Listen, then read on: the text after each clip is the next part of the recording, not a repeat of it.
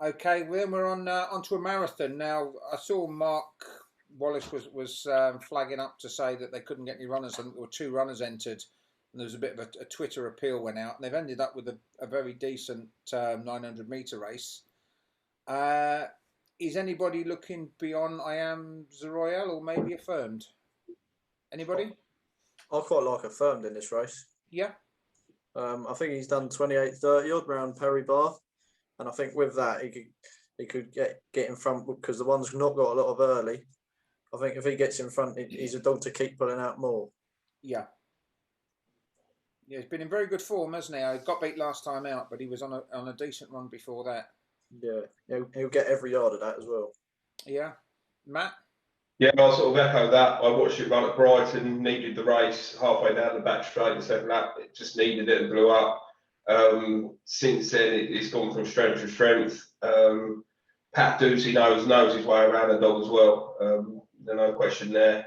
They ran it over to 6:30, would be 300 metres short for it just to give it a look round, and it ran incredibly. But got beat 4 lengths against pace sort of 6:30 types. So that was a good line of form in itself. Only got beat 4 lengths, finished last, but only got beat 4 lengths. So I wouldn't worry about that. It's a nice little spin round for it, and should lead. Will this track be a bit sharp for the Royal bit? I don't know. So I'll probably go with there. Are you opposing them, Mark?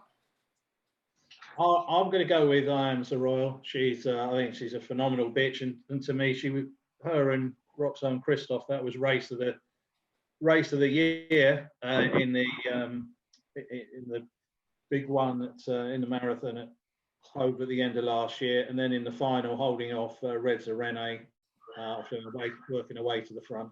It's a fascinating race because Mixed Little Gem's been coming back to form and can get out and steal a march.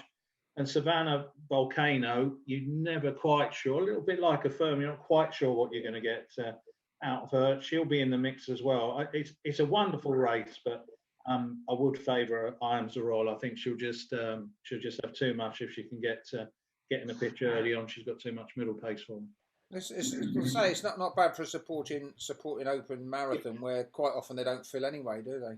No, when I saw the tweet from Mark Wallace, you're thinking, maybe I Am Royal and end up 1 to 8 favourite, and they'll get some local challengers there just to make up the numbers. But it's a cracking field, and I think on the whole card, this is one I'm probably looking forward to as much as any of them.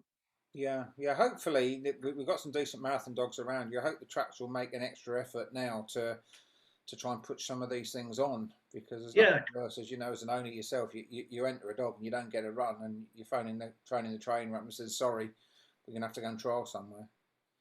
Well, the thing is, for the last 15, 18 months, we haven't seen hardly any marathon racing. And marathons has got to be, whatever stage you are of ownership or as a punter, the long distance races are always fun, and the more of them, the better.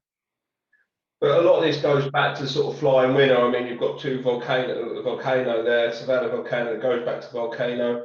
So a lot of the breeding's gone flying winner, and it sort of that's come back again where everyone wanted to breed a Derby dog, and now I think a bit more of them staying lines, the American, Australian lines have come over, and they are strong running types. And I think breeding again produced like the Kill-Off Greys and them type of dogs produce good 600, 700, 800 metre dogs, and maybe we're seeing a bit more of that now, Floyd.